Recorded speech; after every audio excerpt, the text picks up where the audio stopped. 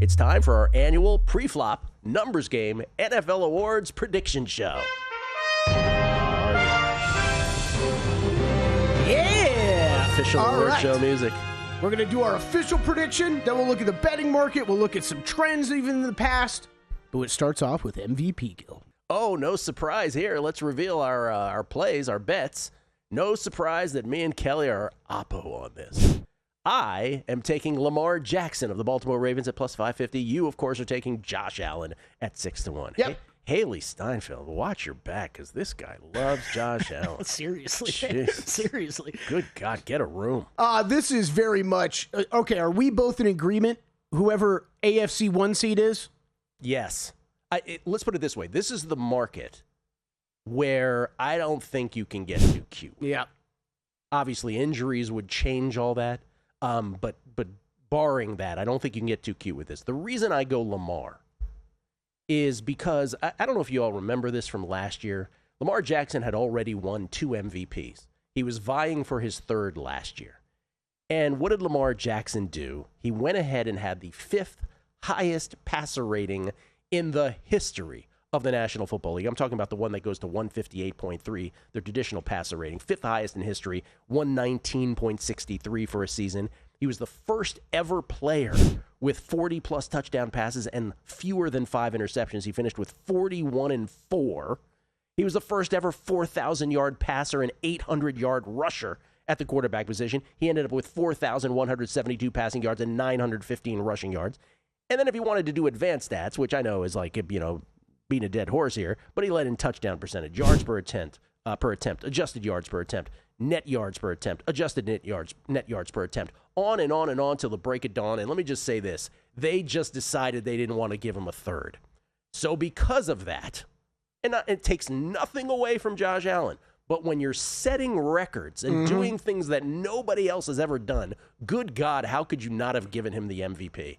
That's why, if all things are equal this year, they're giving it to Lamar. I am a little worried we are stuck in this rotation in both the NFL and NBA, which I love betting awards on. It is so every other year it feels like, right? I mean, it's gone back and forth between Lamar and Josh. I don't see any reason why it stops this year. I actually think the pricing on this, Gil, we haven't really talked about this too, at the top, I think it's a little mispriced at the top. I think that Mahomes and Burrow should be longer than what they are. I think these two are the clear-cut favorites, and I actually think if you bet both of them, you probably end up making money. I'm really getting mad at the Lamar thing the more that I go through this stuff.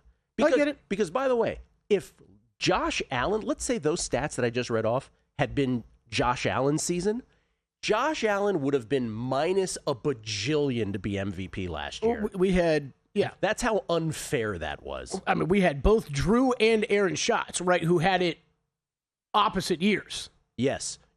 Aaron Schatz was the only AP voter of 50 that did not vote for Lamar Jackson to win MVP 2 years ago. And we were famously at dinner with him when he found out the news, and he was distraught because he knew he was going to take incoming. It was his first year voting, too, right? Oh, I don't think it was his first year voting, but he knew it was coming in, and he took it. Took it like a man. Was on a show. Anyway, by the way, for MVP, Cleve TA, we always lean on our buddy Cleve. These are the MVP winner trends that he has isolated. 12 straight MVP winners and 17 of the last 18 have been quarterbacks, and those teams have averaged just over 13 wins per season. That's why Kelly and I land on such a narrow, sort of myopic, blinders on, viewpoint on this, because you got to be on a great team, and most likely you're the quarterback of that great team. It's kind of that simple. No MVP in the last 25 seasons came from a team with fewer than 11 wins. Since 2009, no quarterback has won MVP on a team with playoff odds worse than plus 315. The only exception, Matt Ryan in 2016. I believe that was the only exception since 2009. Cam Newton, the only MVP to come from a team who won fewer than 8 games the prior season. So, anyway, all that in the wash. I'm on Lamar, you're on Allen. The only other thing I'll add about Allen is I think I said a few weeks ago I wouldn't be running to make a bet on it right now because I am a little last year we saw this at times with Buffalo when they were rolling, they didn't ask Allen to do as much, and I thought that could potentially come into play again this year, but man, it's been nothing but bad reports about this defense throughout the whole summer almost, right? And I think we're at a point where, like, Josh Allen's going to have to, I think, carry the load on offense to make this team go. So, yeah, I would actually be okay with a bet there. To Offensive Player of the Year. Offensive Player of the Year. On our Numbers Game NFL Awards prediction show. Thank you, guys. I like that music. Yeah, that was very well placed. We are matching. We are both on Jamar Chase at plus 850 for Offensive Player of the Year. So I've got Lamar and Jamar. Okay, that's how I started. I went Chase here as well. This is the official prediction, right? This is a prediction of who's going to win it. Yeah. I think you could get cute in this market though, and possibly land a longer bet. Before you do that, okay, let's talk about the parameters here from Cleve, right? This essentially is one of the forget Cleve for a second. No quarterback has won this award, the Offensive Player of the Year, since 2018 when Patrick Mahomes did. Are you familiar with Patrick Mahomes? I've heard of that guy. He won Offensive Player of the Year. He won Offensive Player of the Year in 2018. Since then, it's all been running backs and wide receivers. So this award, and remember, there's only 50 people voting on this, 50 AP voters. This award has become, since then, a repository for the best non-quarterback. Could that change? Maybe. There's no rule against it. But that's just what it's become. And Aaron Schatz, just used one of our friends who's a voter, he says that in his head, that's how he approaches it. Yes. So he has set that for himself. So now, I'm sorry, Kelly, go ahead. No, I was going to bring that up. I'm glad you did that. I think that it is, I think that's how voters have been thinking about this award. I am very curious to see if what Joe Burrow did last season has voters thinking about going back to quarterbacks. So fascinating that you bring him up, because besides my Jamar Chase plus 850, that is the one bet that I would not scoff at someone doing. The 50-1 on Joe Burrow to buck that trend. So I'll take it a step further, though. I think it's the kind of him setting the precedent, if you will, even though he didn't win it, but him kind of making the case last year. I think you should be thinking about him and then the two quarterbacks we just talked about for MVP. Well, the reason that I think Joe Burrow is a pretty heady pick is because you isolated the Bengals as one of these teams that's going to be a complete over team, right? The offense is great. They signed everybody. The defense could be atrocious again. If that's the case, if Joe Burrow puts up the most gaudy numbers you've ever seen, right? Let's say 5,500 yards. I'm just making stuff up, right? But if he puts up ridiculous numbers, but the Bengals are a wild card, a team that struggles to get into a wild card, and obviously Lamar or Josh Allen will get the MVP, could they at some point, barring someone else at a non-quarterback position, putting up, in a commensurate way, gaudy numbers at their position, could those voters finally say, we have to give Joe Burrow something? This is an epic season. So that's why I would make that exception. I think, I think it would have to be pretty close to similar numbers, and I think pretty similar results as to last year, right? The defense is just atrocious, and it keeps them from finding success. Offensive Player of the Year trends from Cleve. Since 2009 quarterbacks, 13 running backs, and 3 wideouts have won this award. That's all the way from the beginning of the century. However, the last 6 winners have all been skill position players, as we were saying, and 3 of those were wideouts. The last 15 winners made the playoffs. Their teams won 10 or more games with an average of 12 wins per season. So got to come from a good team, got to come from a playoff team. The preseason odds for the last 4 winners, this is where you can afford to take a shot. Barkley, 22-1 last year. Christian McCaffrey, 15-1 the year before that. Justin Jefferson, 12-1 before that. And Cooper Kupp was 80-1 4 seasons ago. What a mercurial career for Cooper Kupp, up and down. None of the last 11 winners of this award even received a single vote the prior season. 3 of the last 4 winners, Barkley, McCaffrey, and Kupp, of course, were coming off injury-shortened seasons with mediocre results. I'm going to throw out one more name. The problem is I can't, the talent differential between quarterback, wide receiver with the Bengals, I think it's too much that I would need longer odds than what he's listed at. I think CeeDee Lamb could be in play, though, for this, too. It's funny you say that. We're going to talk to Jeff Erickson about fantasy here coming up. But my buddy Tommy, who still plays fantasy after all these years, he's played fantasy football for 35 years. He texts me yesterday because he knows I don't play fantasy. He goes, hey, man, I might have the 5th pick tomorrow in my draft. Would you take CeeDee Lamb or Justin Jefferson? Because I probably will have a choice between those two. I'm like, first of all, I don't care. Secondly, I would take CeeDee Lamb for the reasons we're talking about, which is as great as Justin Jefferson is, I have no idea if J.J. McCarthy's going to be able to feed him the rock, whereas Dak is going to be on the field all day long. All day long. Yeah, right? Defense will keep him out there. Yeah. Should we squeeze in one more? Sure, let's do one more. Defensive Player of the Year. This is a tough one. I love it. Great job, Oh, no, guys. you can let it ride. I like it. I like that music.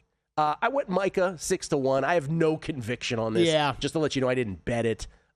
You went Will Anderson Jr. 13-1. Despite what we saw last year, Gill, I think you can only be considering the pass rushers here from a betting standpoint and what we actually think is going to play out. I will take the best pass rusher on what I think is going to be one of the best defenses. It will go a little bit longer. 13-1, Will Anderson Jr. Okay.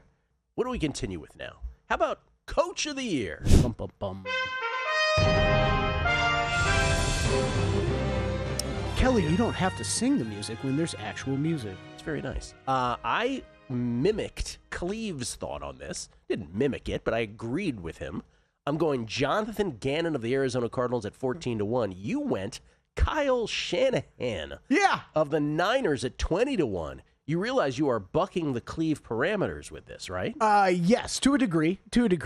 But the team that I expect to get a whole lot better from a season before, that would fit in those. Yeah. I don't know how much credit he's going to get. To be in full honesty, I from a betting standpoint, I hate this market right now. Well, this is the one where I kind of am with you. I felt hemmed into Jonathan Gannon, to be honest with you. Not that I don't like the pick, I do, but I just don't. I had no conviction, or it went against the parameters for anyone else. So I ended up on Jonathan Gannon. Cleve's parameters: 20 of the last 21 winners ended the season with 10 or more wins, and all 20 had 9 or more. So you got to end up having a good season. 14 of the last 15 winners came from teams with 11 or more wins. So most of them were actually having great seasons.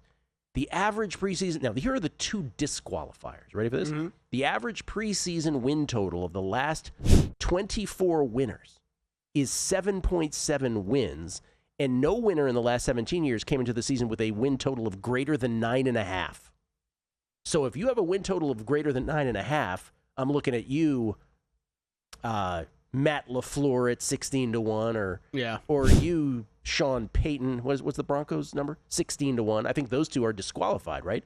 I think Shanahan too, right? I think Shanahan too. Denver, San Francisco is like 9.5, 10.5, right? Yeah, I think Harbaugh's right on the cusp. Jim Harbaugh. So that's what makes it tough for those guys historically. By the way, last thing, 13 of the last 14 winners came into the season on a team that were underdogs to make the playoffs. So you got to be plus money to make the playoffs.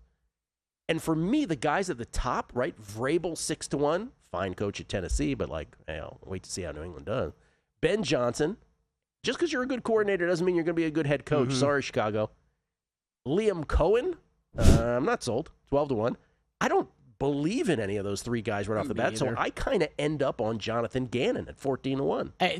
That was my whole process too. There are holes at the top of the board here to me, which usually means there's opportunity further down the board, but this isn't a bet I'm running to make either. I'm wondering after the season that was a year ago for the 49ers, and does it all just get magically, especially with how easy this schedule is, does everybody fall right back in love with this team halfway through the year? And I'm wondering if Shanahan gets some credit. I see, and that was my point earlier when you brought it up in the summer. I don't know that he does get the I don't know that he does either. Yeah. I don't know that he does either. That's why it's not a bet for me, but we could see. Offensive Rookie of the Year.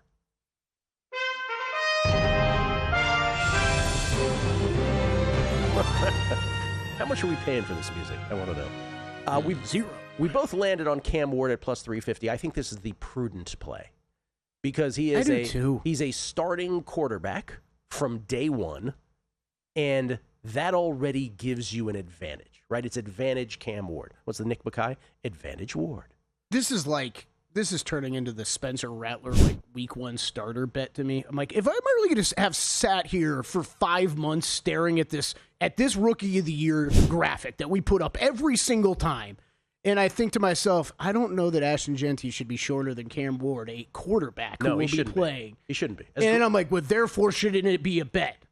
And I really don't think Omarion Hampton's been getting bet. I understand why we think he's going to do well, but I think he's way too short. I think Travis Hunter's way too short. The only other one I'll throw out, Gil, the next quarterback down on that graphic. Jackson Dart. But Jackson Dart's not starting the season. How many games does Jackson Dart have to play to be in play for this award? Half the season. I think he plays so half 8 or the 9. season. I don't know. I wouldn't bet it now because I think you wait at, week 1, week 2, see where this price drifts to. Jackson Dart could be a good bet. I'll just tell you how ridiculous. I'm gonna go Cam Ward for my prediction. Ja'Cory Krosky Merritt of the Skins of the Commanders, who by the way wants to be called Bill. Yeah, Bill. Yeah, love that. Who they picked in the 7th round.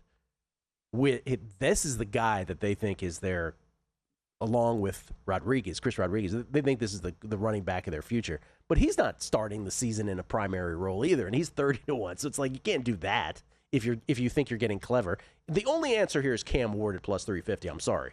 I'm sorry. But are we idiots for not betting this? We kind of might be. Yeah. Yeah. It's kind of what I'm feeling like. The other one I'll throw out real quick too is, if you like Bryce Young a whole lot more than I do, Tetairoa McMillan. I love Tetairoa McMillan. I love Tetairoa McMillan. And this team felt like they were in a good enough spot to trade away Adam Thielen. You would think a large part because of how McMillan's looked so far. So yeah, I don't hate that. I love Ted McMillan. This is another one. Is this just too easy or defensive rookie of the year? You got to know how to cue the music, Kelly. Yeah, sorry. You're better at this than me. Abdul Carter for both of us at plus 225, and I'll just say off the top of my head, I have very little conviction on this, other than he's a freak show. Comes from a long line of Penn State 11s. Looking at you, LeVar. And I'm looking at you, Micah. So I'm just going plus 225. By the way, the next short shot is Travis Hunter at 10-1, and I think that's how it should start. This could be a runaway from the beginning. Could just be. Abdul Carter, and this is the best price you're ever going to see. It could be, but the problem is this could also just be X pass rusher out of nowhere on this board that, right, racks up 8 sacks, and that's it. So yeah. I'm not betting it, but I'm not betting it either. Abdul Carter, I think, is the correct prediction. And finally, Coach of the Year. Nope, no, already did comeback player of the year. Apparently, I'm not as good as you at this, or you're not as good as me. I should say I'm not better than you at this. All right, you've been talking about this all summer long. You're on Dak at plus 275. I went a little different direction. I went Aidan Hutchinson of the Lions at plus 275 because I feel like Aidan Hutchinson could have this spectacular year. They won't give him Defensive Player of the Year because it'll go to one of the other guys, right? Micah, TJ, Miles, one of those guys, right? And so then they'll have, we got to give Aidan Hutchinson something if he has 17, 18 sacks. So I went Aidan Hutchinson. I understand your reasoning on Dak, though. Well, that's the reasoning for Hutchinson, right? If you're betting it, you're thinking that. He still has a great year, but he just gets narrowly beaten out for Defensive Player of the Year.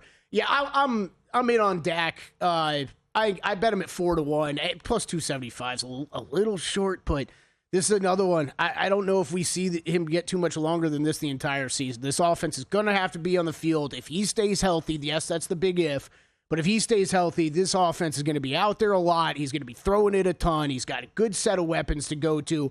Combine the fact that, yes, he meets the requirements for what comeback player of the year is, coming back from a serious injury.